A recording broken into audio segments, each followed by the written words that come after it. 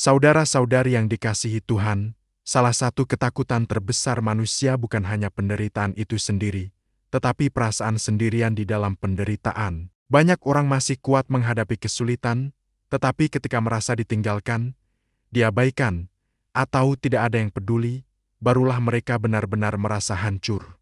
Dalam perjalanan iman, ada saat-saat ketika kita juga merasa seperti itu. Kita berdoa, tetapi seolah-olah Tuhan diam. Kita mencari pertolongan, tetapi keadaan tidak berubah. Kita mulai bertanya dalam hati, apakah Tuhan benar-benar ada bersamaku saat ini? Firman Tuhan hari ini memberikan penghiburan yang sangat kuat.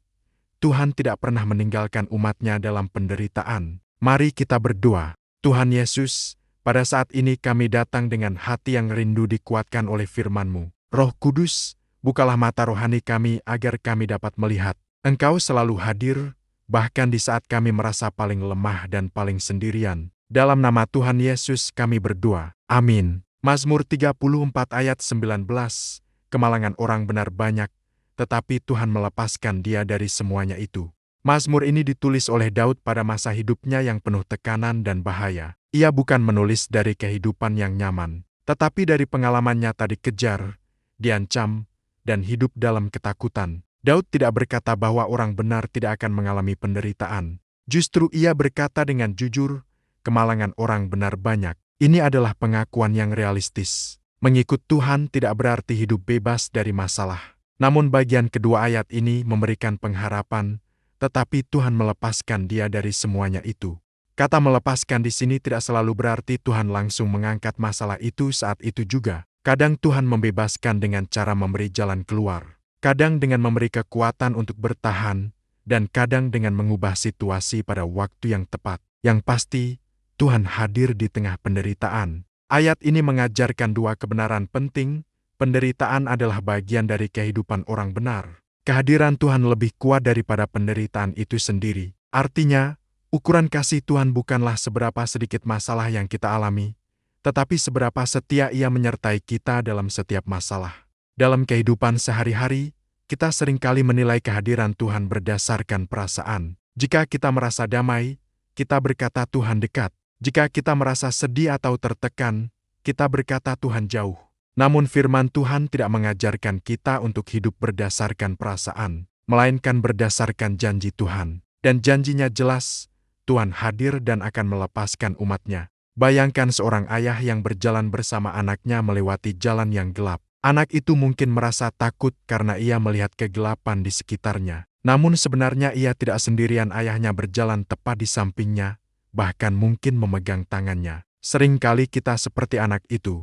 Kita hanya melihat gelapnya keadaan, tetapi tidak menyadari bahwa Tuhan sedang berjalan bersama kita, memegang hidup kita dengan tangannya yang kuat. Bagaimana kita bisa menyadari dan merasakan kehadiran Tuhan dalam penderitaan? Pertama, mengingat kembali kesetiaan Tuhan di masa lalu. Kedua, tetap setia bersekutu dengan Tuhan melalui firman dan doa. Ketiga, belajar bersandar, bukan hanya berharap situasi berubah. Terkadang yang Tuhan ingin kita pelajari adalah bersandar kepadanya. Tuhan, seringkali kami merasa sendirian ketika masalah datang bertubi-tubi. Kami merasa seolah-olah Engkau jauh dari kami. Namun hari ini kami diingatkan bahwa Engkau tidak pernah meninggalkan kami. Tolong kami untuk percaya kepada janji-Mu, bukan hanya kepada perasaan kami. Peganglah kami, ya Tuhan, ketika kami melewati lembah kehidupan. Dalam nama Tuhan Yesus kami berdoa. Amin. Bapa kami yang di sorga, dikuduskanlah nama-Mu,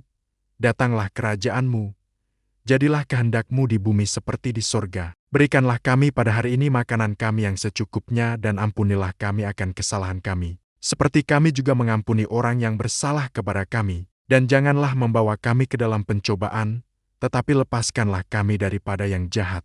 Karena Engkaulah yang mempunyai kerajaan dan kuasa dan kemuliaan sampai selama-lamanya. Amin. Tuhan memberkati engkau dan melindungi engkau. Tuhan menyinari engkau dengan wajah-Nya dan memberi engkau kasih karunia. Tuhan menghadapkan wajah-Nya kepadamu dan memberi engkau damai sejahtera. Amin. Jika hari ini Anda merasa sendirian dalam penderitaan, ingatlah, Anda mungkin tidak selalu merasakan kehadiran Tuhan, tetapi itu tidak berarti Ia tidak ada.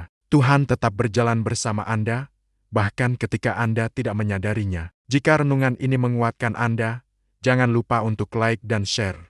Selamat melanjutkan aktivitas Anda hari ini. Tetaplah berjalan dengan iman, karena Tuhan hadir dalam setiap penderitaan Anda. Tuhan Yesus memberkati.